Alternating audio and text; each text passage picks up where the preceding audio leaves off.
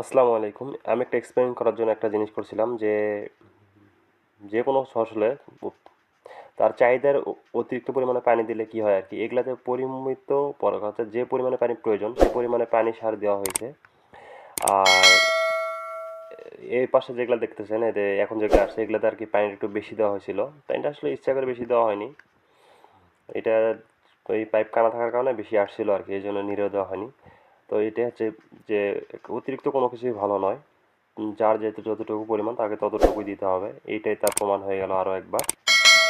তো আপনারা যারা, আমাদের ভয়েসটা একটু খারাপ, সমস্যা নেই, আপনারা বিরক্ত হওয়ার কিছু নেই। আমি কাজ করলাম এই জন্য এই সময় ভিডিও করতেছি, দেখতে যাওয়া পায়ের অবস্থা আর মরিচগুলো নিড়াই দিলাম। মরিচগুলো দেখতেছিলেন যে অবস্থা ছিল, বা পুরা কঠিন অবস্থা ছিল।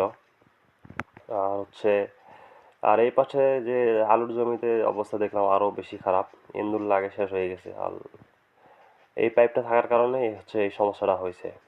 আর এই ভিতরে দেখেন, আলুর ভিতরে দেখলাম আলু মশলা সুন্দর হয়েছে, কিন্তু হঠাৎ ভিতরে দেখি যে এন্দুর লাগে শেষ হয়েছে। বাপরে বাপ! তার জন্য অবশ্যই এতে বিরিয়ানির চাউলের বিরিয়ানি দেওয়া হয়েছে। এই যে দেখতে পাচ্ছেন বিরিয়ানি, কিন্তু খাইনি। তারপর দেখেন কী অবস্থা। আসলে ইন্দুর মামার জ্বালা একটু বেশি, তো সমস্যা নেই। আল্লাহ রিজিকটা আমাদের মাধ্যমে দেবে, আলহামদুলিল্লাহ।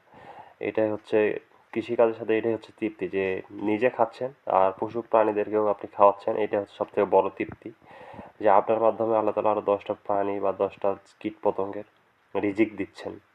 সব থেকে বড় আনন্দ এবং সুখকর মুহূর্ত হচ্ছে এটা। আলু আছে, আল্লাহ দিলে আমাদের এদিকে অনেক আলু আছে, যারা হয়তো বা নিতে চান যোগাযোগ করতে পারেন। আর এই যে আমাদের পাহাড় অনেক সুন্দর, মাশাআল্লাহ। গ্রামের সৌন্দর্য আসলে গ্রামে, শহরের চার দেওয়ালের মাঝে মন্দিরে এগুলো কখনোই পাওয়া যাবে না। এগুলো হচ্ছে গাছগুলোতে অতিরিক্ত পানি, যেটা বললাম, এগুলো আর কি বড় হয়নি। এটা হচ্ছে রেড নেপিয়ার। রেড নেপিয়ারটা হচ্ছে একটু নিড়ে দেওয়ার চেষ্টা করছে, সেখানে যে বোঝা যাচ্ছে না, এটা নিড়ে দেওয়ার পরে তো একটু বোঝা যাচ্ছে। তো কেয়ার এগ্রো অ্যান্ড ডেইরির সাথে থাকবেন। সকলকে ধন্যবাদ। আসসালামু আলাইকুম।